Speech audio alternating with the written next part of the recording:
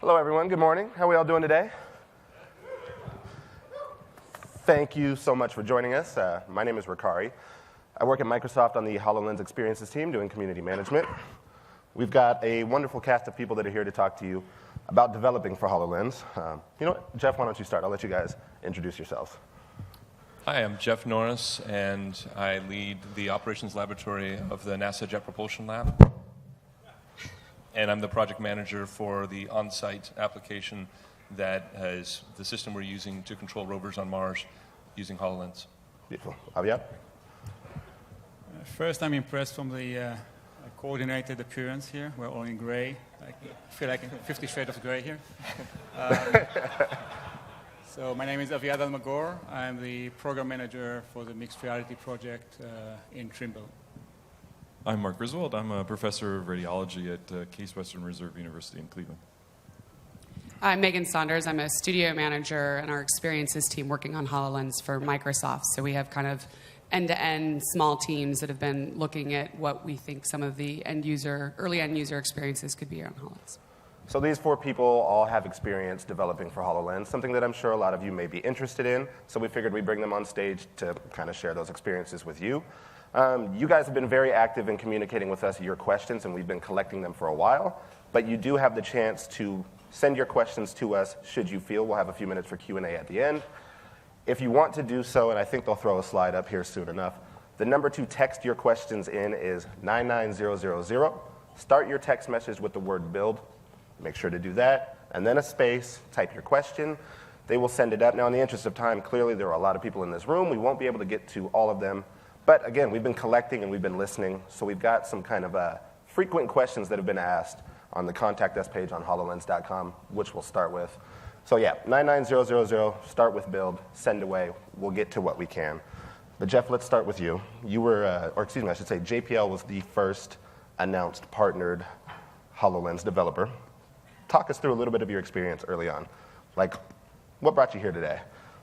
Thanks. First, it's really a pleasure to be here with all of you guys. I'm a computer scientist, a developer, and I've been building systems for controlling robots and spacecraft at JPL for about 15 years. What brought us here, really, is that we are passionate about enabling exploration. And we already know a lot about exploration. Everyone knows a lot about exploration because human beings are natural explorers. We have these incredible abilities to understand environments just by being present in those environments. It's difficult then when we try to explore distant environments through traditional devices like a computer screen and mice and keyboards and things like that, because these are really barriers to our understanding. These are things that force our brains to very laboriously form models in our minds of these distant environments on input that we weren't evolved to deal with. So for us, the journey that brings us here is really a journey about exploration and presence.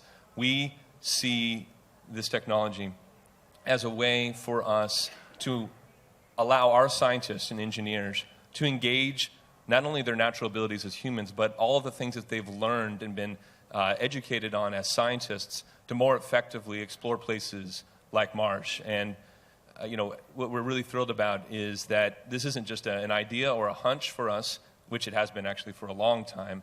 It is a reality for us, and we'll be using this in mission operations for the Curiosity Mars rover this summer. So I know JPL is huge on education and inspiring future scientists, if you will. Talk us through a little bit of what you think HoloLens is going to be able to do for that. Absolutely. It's something I get really passionate about. So, NASA's responsibility is not just to explore. That's our first responsibility. But it's also to share that journey with everyone. It's a human endeavor, not just an endeavor for a few NASA scientists and engineers. So for us, the potential of what we're doing here doesn't end with the scientists and engineers that are executing our missions, but with everyone. I think all of us are excited about, inspired by, a venture into the unknown. And this allows us to engage with everyone in a way that we really haven't been able to before. I mean, do our best right now to show people the data that comes back from our missions, to talk to people about it, to go out into the world and give presentations about it. But here we have a technology where we can make it possible for people to be there with us, to be there with each other, to see what we're doing and maybe even to contribute to it in a way that we've just never had before. So for me, it's about enabling what I would say is like the next Apollo moment, the next moment where all of humanity can gather together and share in a moment that's so pivotal, so important that it defines, human experience and our progress in exploration. So, of course, you mentioned it being, new exciting technology, new steps forward. With that have to come certain challenges. Why don't you take us through a couple of the challenges that you faced, whether it's developing for HoloLens, holographic computing, your choice. Sure. So, like I said, I'm a developer. And so when we were starting out with our early steps with this platform, I don't think it'll surprise any of you guys that it was challenging. The one thing I'll mention that comes to mind is that, my lab had an advantage in that we had been working with VR and AR technologies for many years and had built up some experience. However, the area where we were trying to apply this technology was a bit of a different area, and we had some very new goals in our minds, new ambitions. And I don't mind saying that like a lot of our first instincts were wrong, and that you'll form a picture in your mind about, oh, this is going to be great. This menu or this way of interacting or this way of looking at things is going to be perfect. And then you can sketch it out on a piece of paper. You can write it up and look at it on a computer screen and feel great about it, and then put it into to mixed reality and say, wow, my intuition was wrong. And on one hand, it's discouraging. On the other hand, it's what makes this so exciting for me personally as a developer is just that we have the opportunity here to train our intuition in a completely new medium. And we have to be patient with ourselves while we do that. But I got to say, some of those first days, those first ideas of like, this is going to, that's terrible, that was, a learning process that we had to go through. Does anyone else have any challenges they'd like to share? Megan, you're smiling. We had to, the UI, designing and developing for the UI was definitely is a complete new, it's a rethink in how we do it. I think we redid our UI a few times. If Forrest, our dev manager's out there, he talked to me about that a lot. He wasn't very happy.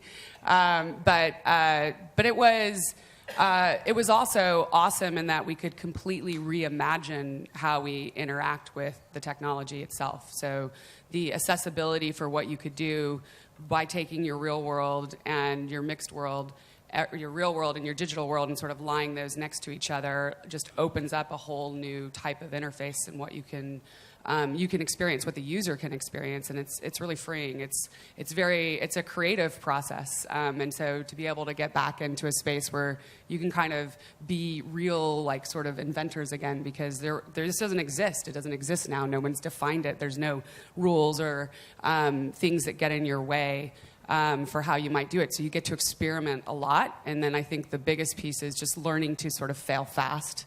Pick up, and then we've made a lot of progress too. So we've learned a lot, and we found some really great ways. Just the ability to use your hands, right? Like that's really powerful. So, and it's exciting. Yeah, so I could add into that as well. I think that this gives you the power to do a completely new type of interaction, not just with your digital world, but among people. And this gets to what Jeff was talking about, that you can, and it's really shown in the Trimble world as well, that you could have multiple people sitting in the same room interacting with the same digital object.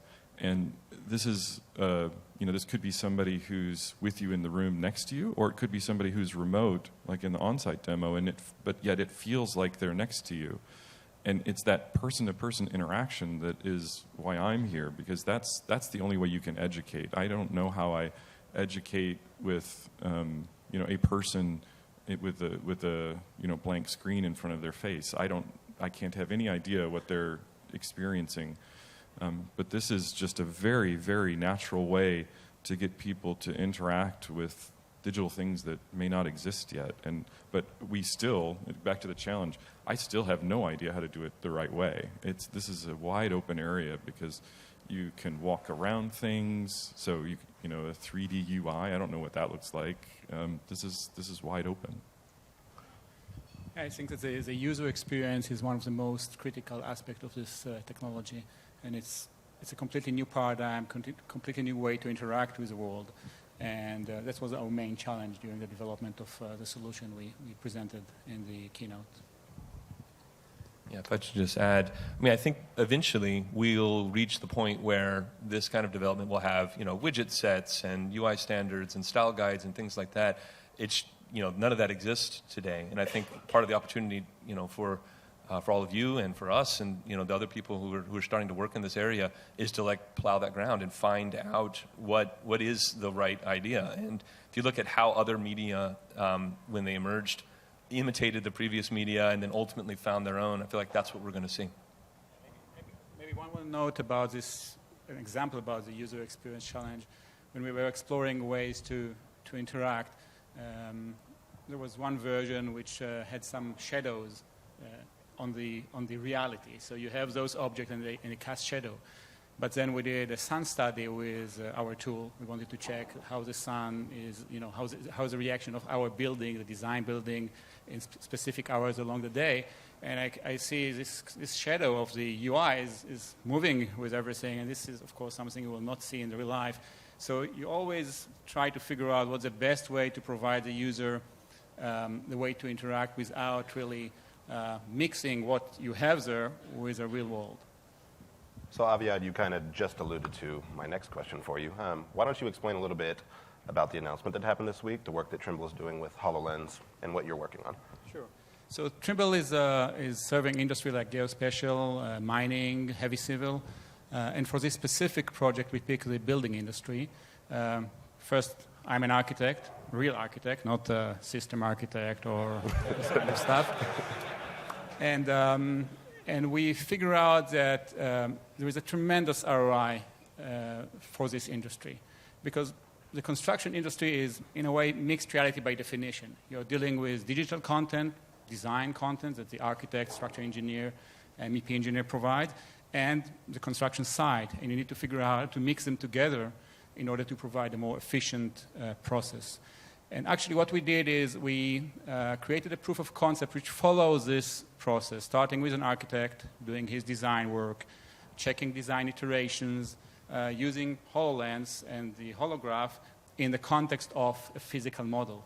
So he can actually see the relations between his design and the environment in a much better way. And once he is satisfied with his result, he starts to share, as in the real world, start to share his design with others, remotely or in the office. And everyone can work around, kind of democratizing the data. I will not dictate you, and I will not decide where you will go and see my model. You can actually go around, look everywhere. It's a fantastic way to analyze and explore and identify issues during the design process. And once this is done, a very challenging aspect of the work today is to transfer this data from the office to the site. And just imagine yourself as a construction worker. It's rainy, it's cold. You need to open those 2D documents and try to understand where should I put this stuff, where are these columns supposed to be. But if you can present the data in the context of the real world, there is no need for translation. So it's really great tool for us to improve the customer's experience. And Aviad, I'll ask this of you, though anyone can feel free to answer. What was it like the first time you experienced HoloLens? What were your thoughts? What did you think about the possibilities? Well, we came here, not here, to Redmond, to one of the early HoloLens Academy. And we had a bunch of developers with us. One of them is sitting right there, actually. And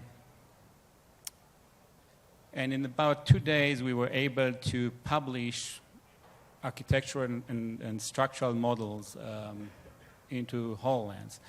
And the first time I put the device and I was looking at a structural model of a stadium, it was fascinating. It was a really exciting moment.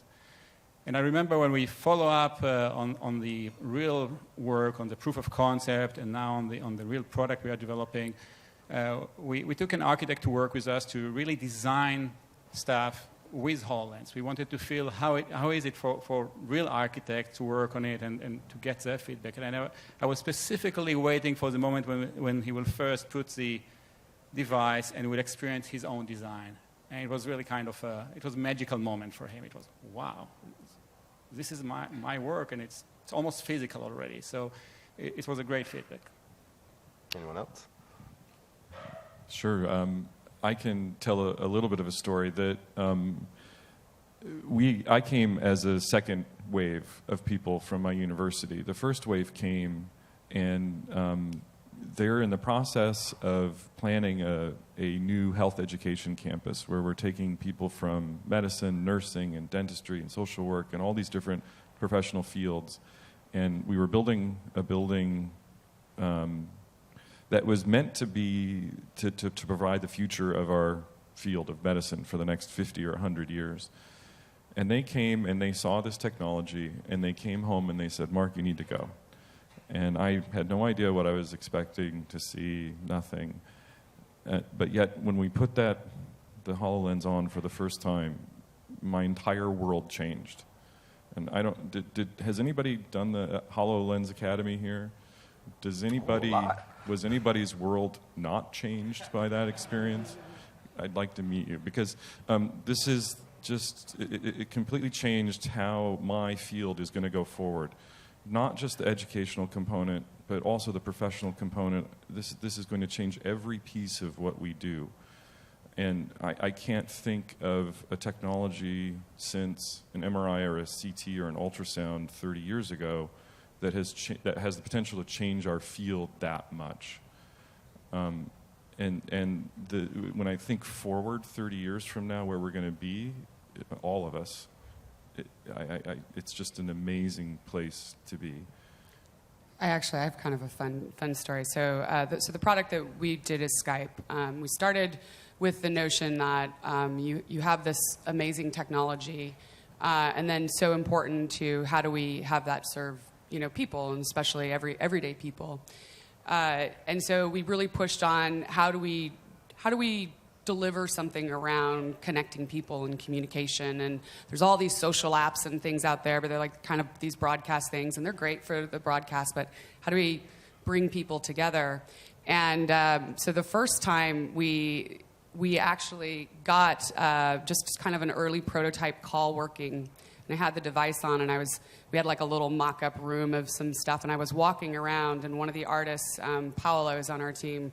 I could hear her right here, like she was just standing next to me, and I was pretending to look at magazines and do all this stuff, and I was so blown away with what I understood right in that moment about what we were really going to be able to push forward and do, and that was really exciting. I felt like she was like really there with me. She was commenting on the things I was looking at. She was telling me to go look at something else, and that's when we really aspired to how do we get further into sort of that interaction. And I think one of the things is, as you all think about what you'll create and develop, is we had a lot of people go, I don't know, I don't think communication will be good on this, and I don't, but you can do amazing things that you didn't think were possible. So, I just be as imaginative and push forward with as many things as you can. I'm so truly excited to see what other people will get out and create. I know we've only gotten a scratch of the surface in terms of some of the things, and there's people out there with so many great ideas. So it'll be really, really exciting again in the next, even 5 years. So Mark, you mentioned the future, and you talk a lot about the excitement that you have of where your field is going. Did you have any developer experience before working with HoloLens? Or take us through the career before HoloLens. So yeah, I have a programming background, and what we do in large part in our world is, in my lab in particular, is build MRI machines. So these are everything from applied math and physics on one end through software implementation, actual getting it on the scanner, working with our partners, and then scanning it on patients and clinical trials. We have that whole pathway. And so, I'm not, because I spend that time in all of those other areas, that's definitely time that's taken away from development. I used to be, a few years ago, I could program pretty well. But if I could speak to the experience, so the first time I sat down, I knew Unity at a reasonable level, but I thought I'm going to be the worst case scenario for a developer that's going to be sitting down and programming on this. And so I started my stopwatch from when I first opened up the SDK to the time when I had my first hologram in front of me. It was just a cube, I'll admit, but it was less than 5 minutes.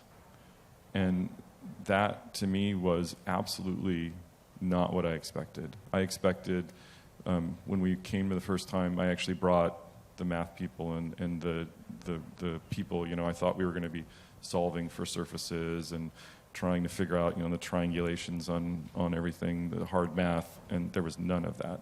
It was almost drag and drop, start, go.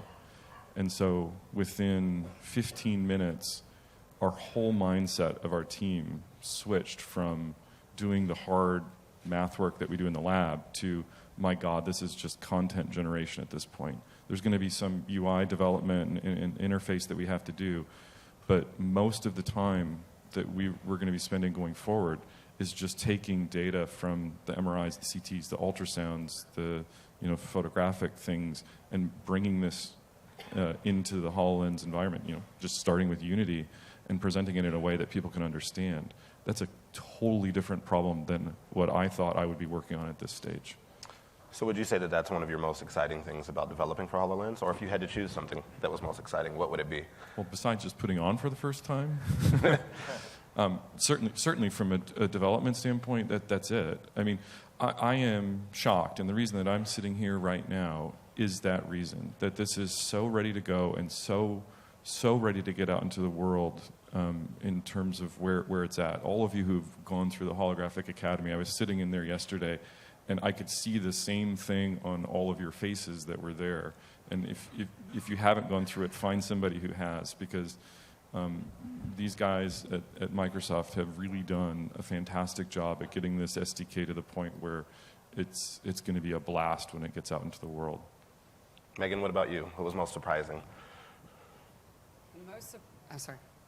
I don't know if there was something, for me, when you think about it, the digital, we've created this digital world, or even the fact that we say digital world, with technology.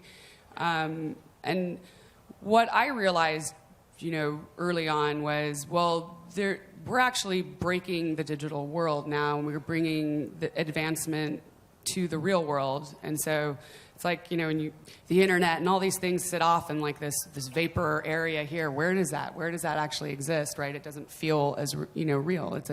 And so the opportunity to actually bring all of that into sort of the real world in context it's really exciting, because it brings us back to a more human state, I think. It allows us, you can underestimate sometimes, I think, just being heads up and hands free and able to move about your space as you're doing things. And that is something that just personally excites me, because I love technology, but I love technology to serve people. And so I think this, to me, is at the core of hitting on that. So. Oh, absolutely. This is for you. The human coalition. Yeah. So if you go back and you think about all the things that have come in our digital world since, call it the 80s or whatever, everything that has come through has made our connections to people who are distant much better. But it has absolutely made the connection to the person sitting next to you much worse. We all sit around at dinner and look at our phone, or if I'm lecturing at a university in a setting like this, probably half the students are looking at a laptop and not looking at me. If I'm in a smaller setting, if there are computer screens there, maybe you can get two people sitting at a computer together, but then there's a monitor that separates them. Same thing at work, where all of you guys work, I'm sure. You can maybe have a connection with one or two people, but doing anything more than that with the digital world right now is next to impossible. And I can immediately see that you could get 20 people, almost like at a museum, sitting around a digital object. This is the same thing that we were talking about with an architecture example, or sitting on Mars, or Skype. All of these things that we're talking about actually serve to increase your human interaction. And I can't think of another piece of digital technology that does that person to person like this. That's why I'm here. That's fantastic.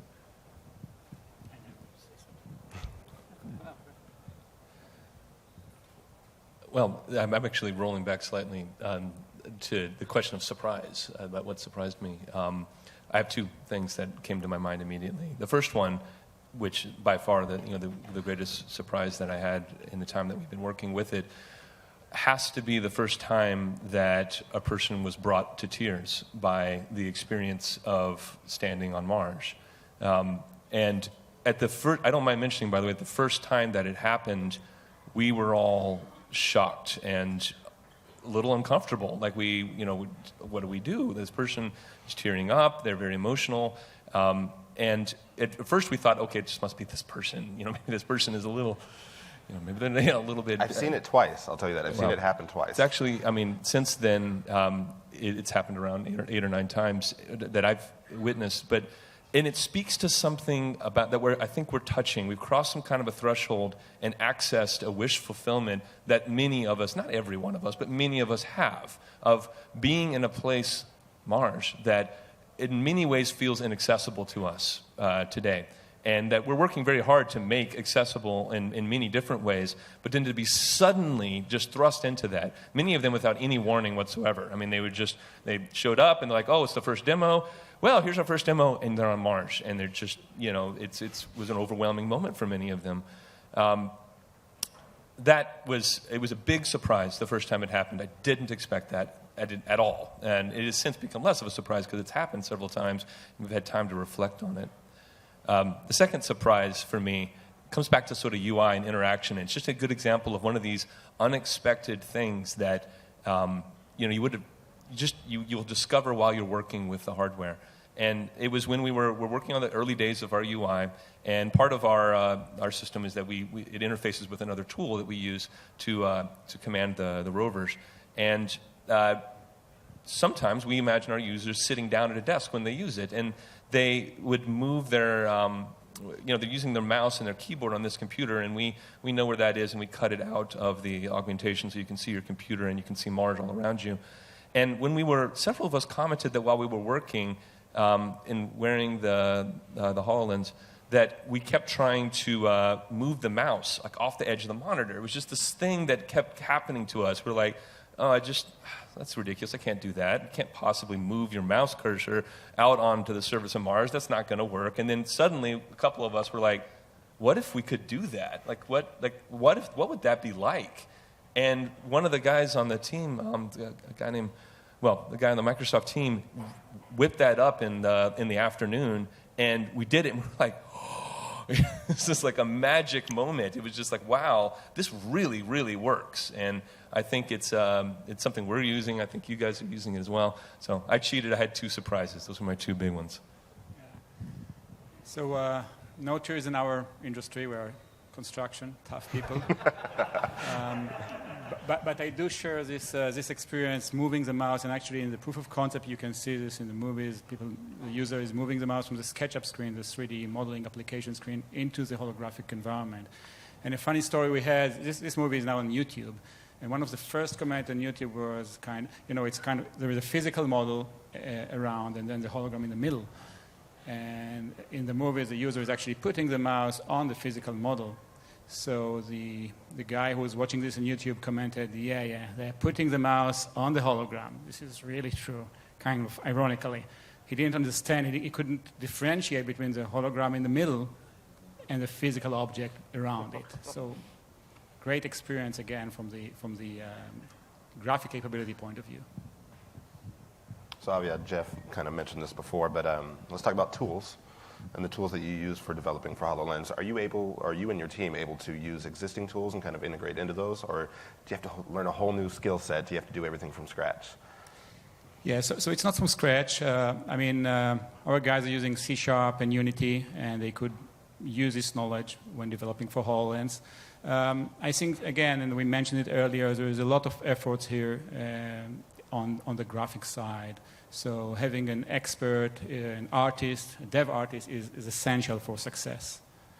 But there is other part of this kind of extending. So there is one part which is about the technical aspect, what skills the developers need. And there is an aspect of our users. And what is really attractive for me in this approach, our customers invest quite a lot of money and time, teaching themselves on the existing tool. CAD tools are pretty complex, and it takes time to be an expert. And what we are doing here with HoloLens, we are not asking them to replace the existing technology. We're actually telling them we have here a technology which can extend your capabilities. So you can still use your existing tool, but you will be able to do much more. You'll be able to experience your design in a much better way and share it with others. So for me, it's a great message for the market and for our customers. That's a core part of the kind of the value proposition for us as well. We have, in the case of the Curiosity rover mission, a huge investment in the tools that operate that spacecraft, and it was not something that we could or desire to just sort of cavalierly toss out. And we didn't have to. We found, and I also mentioned, by the way, that because this is so young, this work area is so new, we haven't figured out everything that it's best for yet. And if we had to suddenly, like from the get-go, do everything, replace completely everything we'd done before, I think it would have been very hard, possibly impossible for us to succeed. So what we could do instead was, these problems are the ones we think that this technology is going to help us most with, and focus on those, and then keep the connection back to the original tool set and continue using it for what it made the most sense for. So we got a lot of questions for you, Megan. I've got one that came through. Can I design a Surface Hub app and transform it into a HoloLens app? Yes, you can. Care to elaborate? So I'll talk a little bit about Skype. One of the things that we did, just set this down, sorry.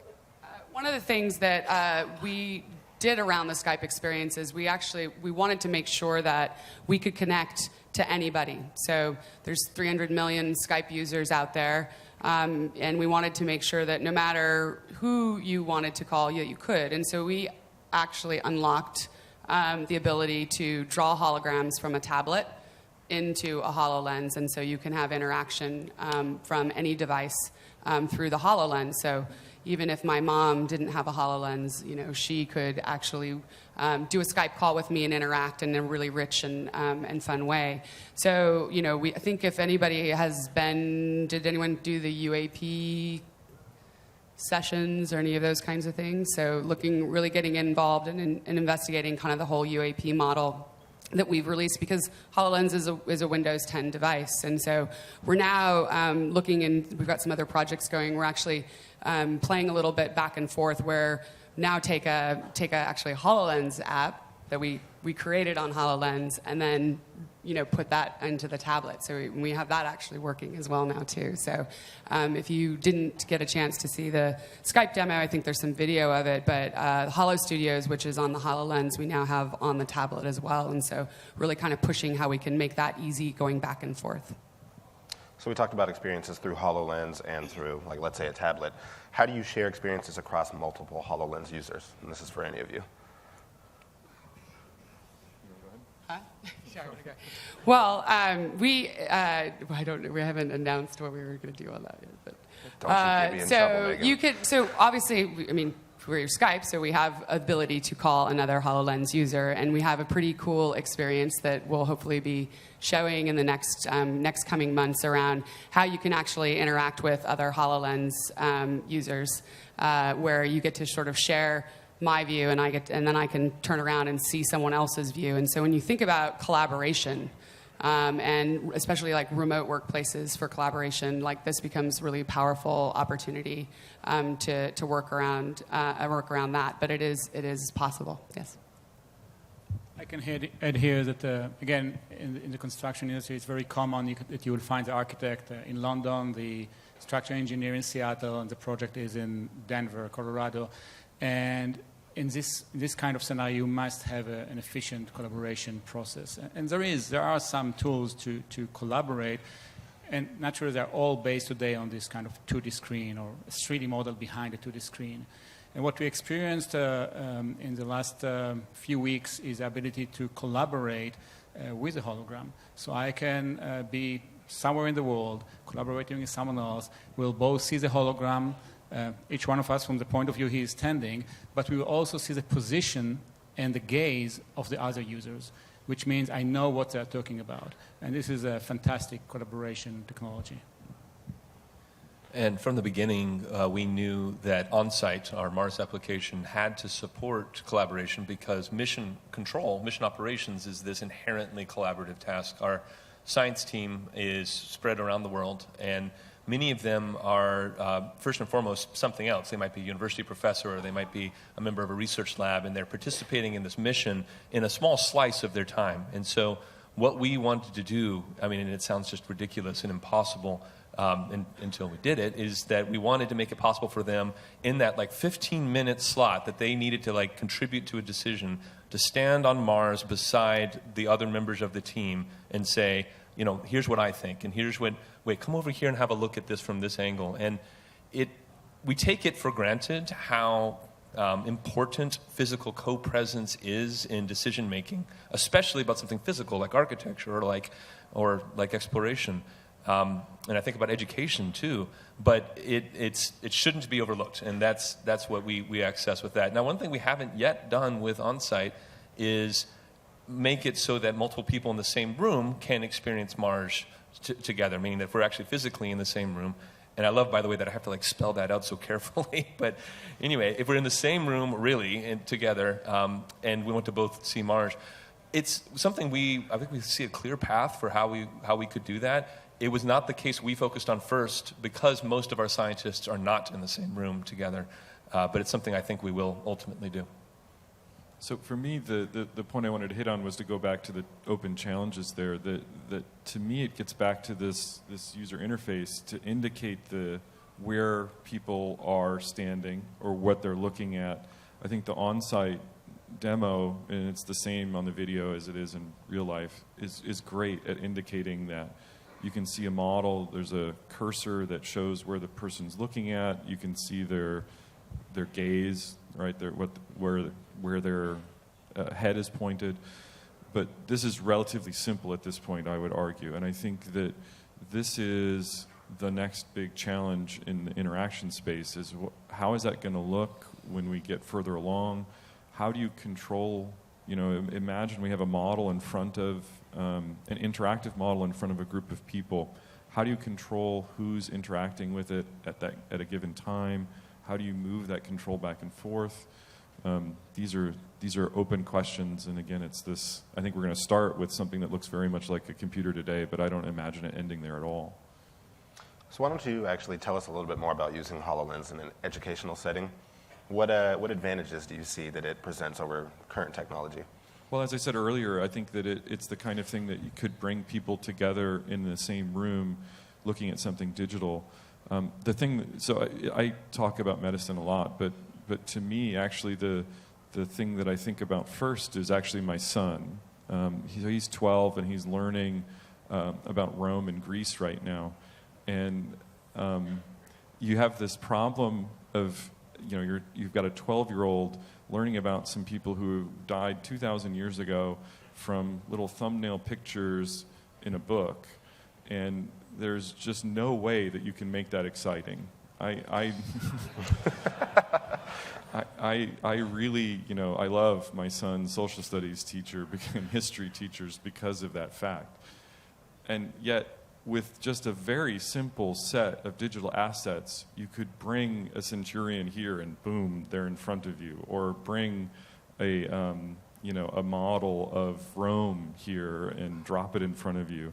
And these are the kinds of things that you just can't do any other way. So we could do it on a computer screen. It's still, you don't see the centurion real size. and you can't walk around them and talk about their armor or whatever. And that's the kind of thing that even if you just had a model of a centurion sitting there, just at the first day of class, I think everybody would immediately connect with that material. And then you can go back to the book and learn from the book and have some sort of context. But otherwise, you just don't have that engagement. And this is almost easy at this point. All you've got to do is work out, this problem of getting 20 HoloLenses on at the same time and being able to buy them and being able to...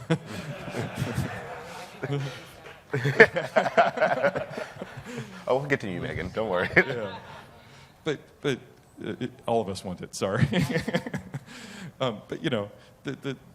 That moment, if you do that first day of class or that first day of the chapter, you've completely changed the person's mind, that kid's mind, for the rest of that class. And they will be open to learning that material in a way that is just not possible today. And you could do it in history, you can do it in medicine, you can do it in computer science, you can do it anywhere. And that I don't know how else to do that. That's the revolution I see. I would like to add a note about the education process. Actually, architects also educate themselves on what they're doing all the time during the design process. And some unique feature in this technology, which is really appealing also in the educational field, I believe, is the ability to move between this kind of line, reality to virtuality. So when you're in a class, you don't want to immerse yourself completely in a typical scenario. You don't want a VR experience, a completely virtual world. You need to see the teacher, you need to see the other people around you, and actually you're going to do it in kind of a mixed reality environment. But in some cases, back to the architectural practice, I would like to immerse myself in the design. I would like to understand how people in the street will experience my building. And this is a great way to be able to actually move along this line from virtuality to the real world and decide where I want to be along this line when I'm making decisions. So, Aviad, what type of challenges does that give you when it comes to designing UI in augmented reality? Yeah, that's again brings the question how to provide the control to our users in kind of a easy way. I mean, how not to add too much UI which will interfere between him and the real environment. On the other hand, how to provide the flexibility to control what he's doing. And we're exploring multiple ways to do it, including putting the UI in front of the user, putting the UI in specific locations in the environment, even using some accessories to control the environment. So all this is optional, and you guys should decide what is best in your specific project. Just commenting on UI, and it's already been a refrain in this talk. Unsurprisingly, I mean, this is very focused on the user experience. It's a big part of where the new ground has been broken here.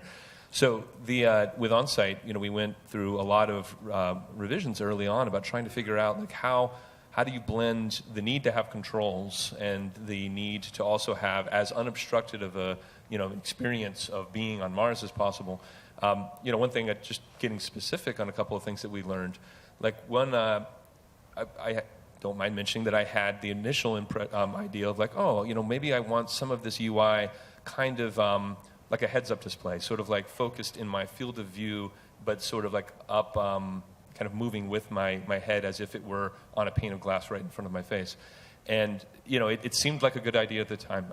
Our experience has been that isn't, at least from my experience, the best way to do it. And we've instead moved the UI elements out into the world, out into the virtual world. And they are, you interact with them not as if they were, entirely physical objects, because they behave in ways that are, a little bit more free than a normal physical object. We can use cascading and things like that. But that made it much more rooted in the environment. It kept us and our users in that Martian environment while they were interacting with some of these UI controls. And then we went through a lot of revisions about, things like, should it cast shadows on Mars? There are pluses and minuses to that. If you cast a shadow, it could obscure something, but shadows make this object feel more rooted and more something like I can interact with it naturally. So these are just just a sampling, really, of some of the things we've learned. I look forward to actually sharing more of what we've learned with all of you, and then, goodness gracious, I hope, getting some help from you guys about things you're learning too. So people haven't got a chance to, well, I mean, I guess if you've been through Academy, you can start learning. But Megan, how would you say, since people cannot buy a HoloLens today, how do they get started? What can these people do to get ready? Okay, so first I will tell you, it is the number one question I get from my daughter every day. So, like, Mom, is it available? When can I get it? Can I get one or you bring one home? And then how much is it going to be, Mom? She texts me this, too. So she's very, very precocious and excited. So we are, the best way to stay on top of the latest information that we're going to share is to make sure you're part of the Windows Insider program. And you can obviously always go to www.microsofthololens.com as well. And we're not sharing a lot of that information just yet, but, there will be more information, coming out in sort of the next, period of time. So. Set the soon. So yeah, since you're on the soon train, do you want to talk about SDK availability? So again, Windows Insider program will be where we'll be announcing information related to that. And we know that everybody is really excited and anxious to get it. We are excited and anxious to share that. And, Windows Insider program will be the best place to get the first availability and information of that outside of anywhere else. On the topic of how to be prepared for developing for this, I think the skill set that I feel overlaps well with this, and of course, we've said many times that this is new, this is different, there isn't an exact match in skill set, but mobile 3D application development is a place where if you have skills in that area, you're going to, I think, get some real transferal of skills. If you don't, a place where you might want to do some experimentation, and by the way, it's a fun area too, I think you'd enjoy it. That, I think, it will introduce you to the thinking about space in a slightly different way and thinking about interaction in a slightly different way. Can I add to, we haven't really touched on the audio part of the experience. I think the three-dimensional audio response of the device is one of the key things that makes it seem real. And so for those of you who work in the audio space, that's something that will be immensely valuable here. Also the voice commands, I think that's a key part of the user experience. This is another shocking thing. I've had some students working on the SDK, and they tried to break it. I can announce this. We have our universal holographic command is do the thing, because you can look at something that's supposed to do something, and if you don't want to air tap, you can just say do the thing, and then that takes care of it for you, because it knows what you're looking at.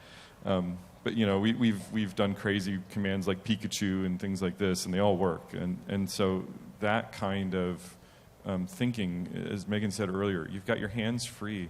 And there's going to be times when, imagine a surgeon has this thing on and they're Skyping to the person in another continent who's giving them the advice. That's all going to happen through voice, and the 3D audio, so that you stay in touch with your environment, is going to be key. So that's something that I think would be valuable. Yeah, I think audio.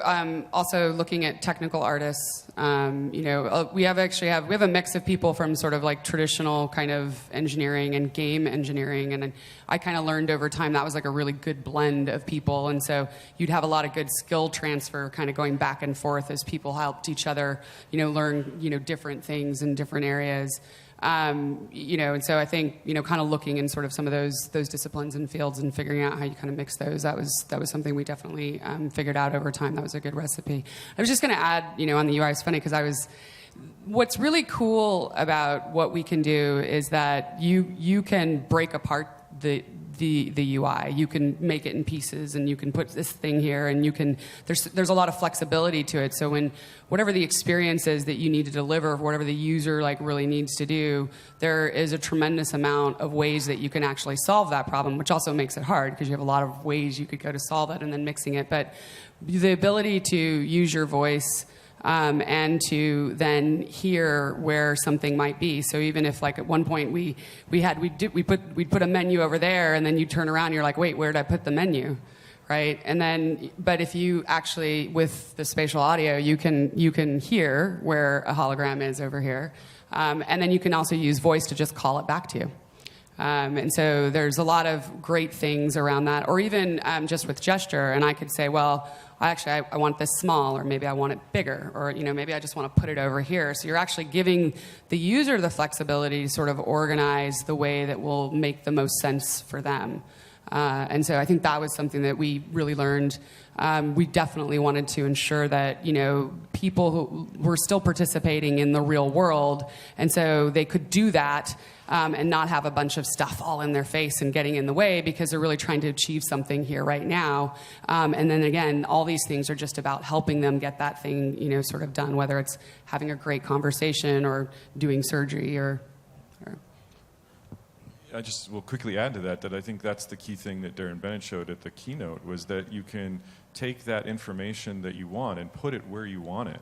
And it's so absolutely natural to be able to, have your email over here or your Skype over here and have it where you want it. We don't do that today. We have a monitor, we have a phone, or we have a watch, and it's always, has to be everything. And that ability is going to be fantastic to see where it goes. So you talk about different rooms and different use cases. How do you test for all the different variables that are out there? Are there any tools that are built in that allow you to do that? Right back to Megan. Yeah, I get all the hard ones. It's good. Actually, this is a good. So a lot of the so we do a lot of testing. And one of the things with our designers is, we come up with like 100 scenarios, and then we actually had them set up sort of mini stations and go around and try to do all those. So we'd say, yes, we could defuse a bomb. And at one point we had like a little bomb simulation, and like, could we do it? And this is where it's also interesting, right? Because now we're actually testing the technology in the real world, because we can just apply it right there and see, how it's working. And so drawing, we teach you to draw. Yes, we can teach you to draw. And so we're just able to go through very, very quickly and kind of iterate on things that were working, and then learn what was happening with the tools that we were creating very quickly as well. So we could go back in and go, oh, wait, this line doesn't actually work here on this surface, and maybe this is something different. We need to go back and think about, how do we tool that? Well, when we put the arrow this way, it doesn't actually line up, so then we'd go back and we could kind of, retool that. But we spent a lot of time in scenario testing because we could. So on the topic of testing for different environments, we're now moving into the phase where we're sort of starting beta testing of the system with our scientists. And that means learning about the environments that they're going to use it in. It's, sort of like the science fiction part of our brain, probably imagines like, oh, it's going to be like this vast empty room with like a yellow grid on black floor or something like that. I mean, that's not how they work. That's not what their work environments look like. I mean, they're in offices or they're in cubicles, and they've got stuff all over their desk, and they've got, a cord across the floor and things like that. And, we didn't want, when we set on this project, we didn't want to build a system that they had to go to. We didn't want them to have to like, oh, well, that's in in building 920, and I got to walk down the street and get in my car and drive to that building if I want this experience. We wanted it right where they were. So what we're dealing with now is like, okay, well, how do we support the diversity of the work environments that they have? If you recall, part of our on-site application is that it knows where their computer is. It cuts out their computer from the Martian environment. We've had to come up with ways to address the fact that turns out most people's offices are slightly smaller than the planet Mars. So we had to figure out like how could they move on Mars, not only naturally within the floor space of their office, but then beyond the walls of their office.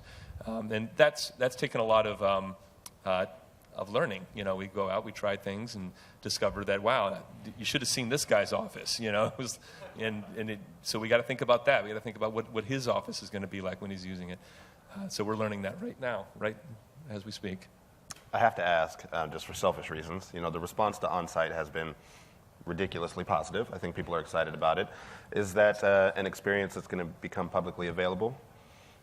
So NASA's focus has always been to explore and to share. And we for me personally, and for my team, we have every intention of finding a way to share this experience with everyone. I would almost just feel, irresponsible not to. And so, where we are right now is that we don't have the specifics planned. We don't have any announcements to make.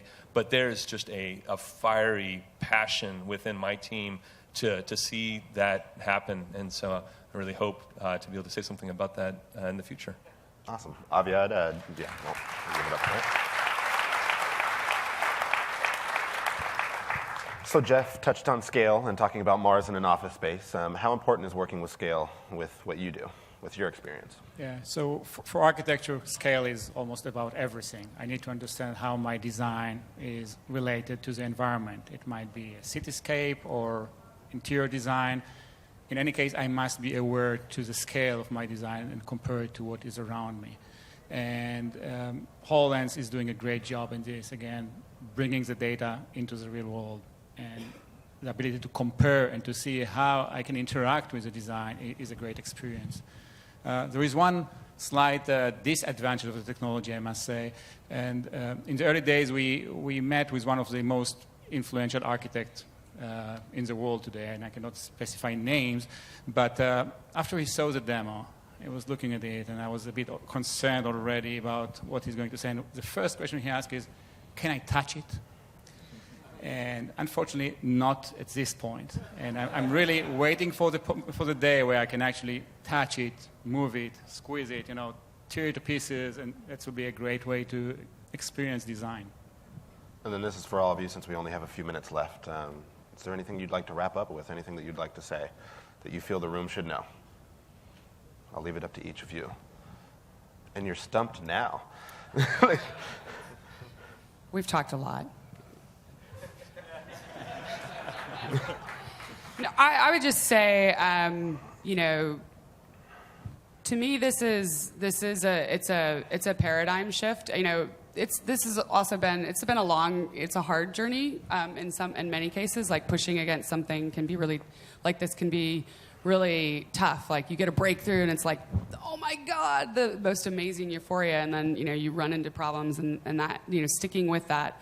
The opportunity I think we all have where this takes us is just enormous, and it's enormous for all kinds of people, for businesses, for users. For my daughter, I see so much opportunity, whether it's how she wants to play in different ways or learn in new ways, because she can now understand complex systems because she just experiences them.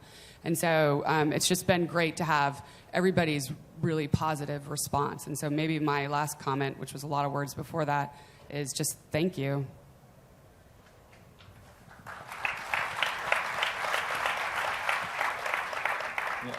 I've got to say thanks also to the Microsoft folks who have put this together, because I think it's we are standing at a rare moment where things are going to change based on this technology. And there's very few of those things that you can get close to in someone's life.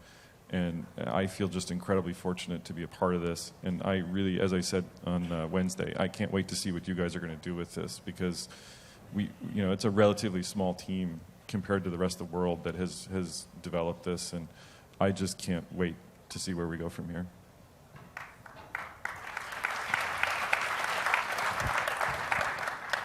For me, the toughest task now is to manage customer expectations. I mean, after the demo and the proof of concept, we got so many requests to participate and to start working with the device. And I really encourage all of you to start explore. It's an amazing technology. Well, I'll shamelessly mention that we're looking to hire a technical artist, but Me too. Me too. Me first.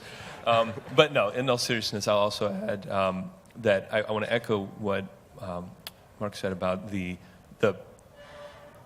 rarity of events like this, and I'm not referring to this conference. I mean a moment where these technologies come together in a moment that new things become possible. And I feel incredibly privileged to be a part of that.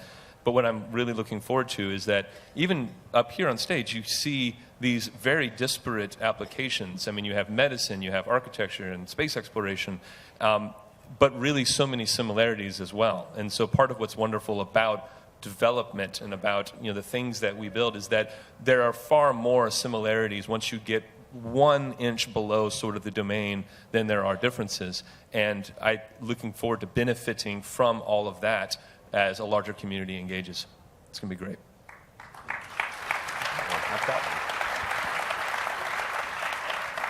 All right, well, that's going to do it for us. I believe Jeff and Mark are available to stick around outside for questions. Megan has to take off and catch a plane that she's already late for, and Aviat has a meeting. Thank you guys so much for joining us today. We really do appreciate it. Have a great one.